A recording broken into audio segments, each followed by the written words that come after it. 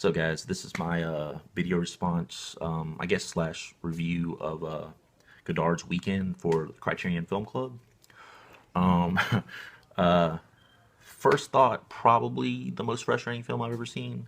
It's just crazy. And then, I don't know that there was really an ending. It just kind of ended. And it was just, just so much going on throughout.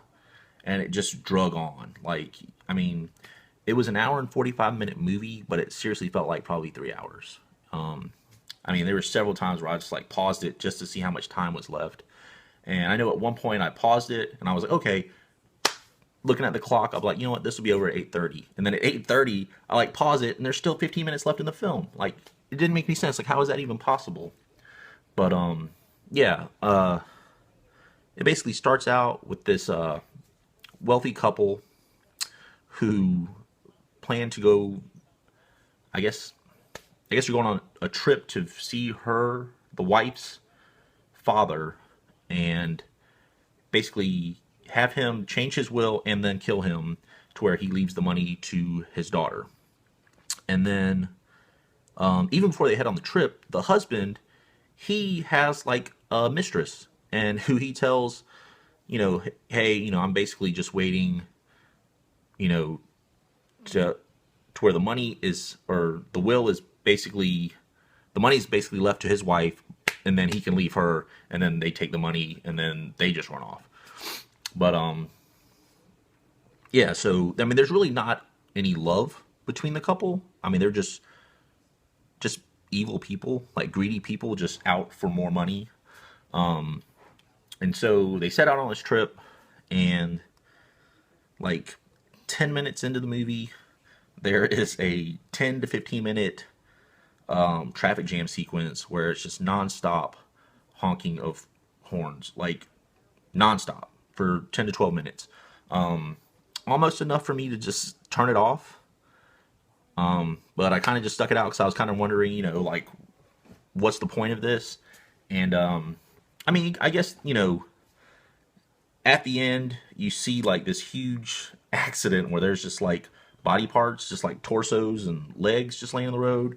And the couple just kind of just blows by, just happy to be out of the traffic jam, not really concerned with the accident. So once they get out of that, I'm not sure where they stop or why they stop, but then there's another couple that get into a car accident with a tractor, and this couple is pretty similar to the main couple, where they're rich, and the lady's blaming this guy on the tractor, and to the point where she actually says at one point, he had the right of way, talking about her boyfriend or her husband or whatever it was. He had the right of way because he was handsome and wealthy, and you're a slob. So basically, because he's wealthy, he had the right of way, you're automatically at fault. And we don't really know, how the accident took place, but I mean, her explanation just kind of, I guess emphasized more where he was going with the whole, people that are greedy and just money driven, just have no morals, and they're just bad people. And yeah, and so I think after that, I'm not really sure the sequence of the things, because everything happens just so kind of just all over the place. And I think after that, I want to say is when they run into Emily Bronte, which was just random, and then maybe later it was Mozart. I mean, you just had like random people and just references to things that it's pretty similar to, I don't know if anyone's ever read Thomas Pynchon's The Crying of Lot 49, which is the worst book I've ever read in my life. And it's similar in that it makes so many like pop culture references to the time, because the book was written about the same time as this movie, actually, I think, like late 60s, early 70s. But in The Crying of Lot 49, I had to read it for an English class Short book, probably like less than 200 pages, but it makes so many references to pop culture and just other things that there's no way you can understand the book without having read all of this other stuff. And I actually dropped that class because I actually read the first paragraph in that book probably 40 times and had no idea what was going on, and then was just like, look, I can't do this. And that was kind of the same feeling I had watching Weekend, where I mean, just so many things were going on, and then if you didn't like, I know who Emily Bronte is. I couldn't tell you any of her works, and so like that whole scene meant nothing to me. And then you have just like random things, like you have a guy where they stop and pick up a hitchhiker. The main couple, they stop and pick up a hitchhiker, a hitchhiking couple, and the boyfriend claims to be God, and they're like, whatever, and he's like, I'll prove it, I'll do a miracle, and he pulls like a rabbit out of the glove box or something like that, and then he tells them, if you take me to London, and then he also had a gun that he shot like 20 times, and it was clearly like a 8-12 shot gun. I'm not 100% sure, but there's no way he had 20 rounds in that thing. But anyway, he he tells them, if you take me to London, I'll grant you any wish you want, or 3 wishes, one of the two. And everything they ask for is like cars, jewelry, clothing. And he says, that's all you want. I'm not going to give you anything, whatever. And then whatever happens with that situation, then you have them traveling again, walking. The guy stops to smoke a cigarette. There's a guy walking, and he asks for a light, and the guy says he doesn't have one when he's clearly smoking a cigarette that he just lit, and the guy saw him do it. Then he's like, oh, look, there's a lady down here. And then the guy walking down the street just like rapes this dude's wife, and he's just sitting there smoking the cigarette, whatever. He doesn't care, Yeah, so that was crazy. And then you had the 2 trash men that just went on these like long monologues for each other, like it was flip-flopped. And that was just more like him just cramming his politics down your throat. And then you got like just the whole thing at the end with the cannibals. And then I'm just watching it, and then I'm like, is that a real pig? And then boop, just slice its throat.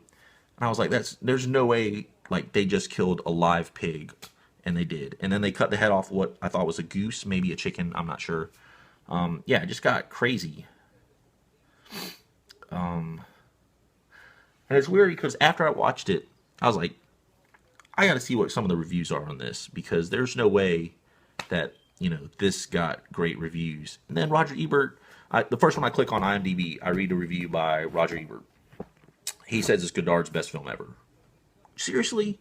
There's no way. I've seen Band of Outsiders. I've seen Vivre Sa Vie, and there's no way this film is better than those. It was just, I don't know. I feel like it's a movie that maybe if I watch it again and I know all the references, maybe I'll like it, but I don't think I will, though, because I just don't agree with a lot of the stuff in it. So I don't know. I didn't care for it.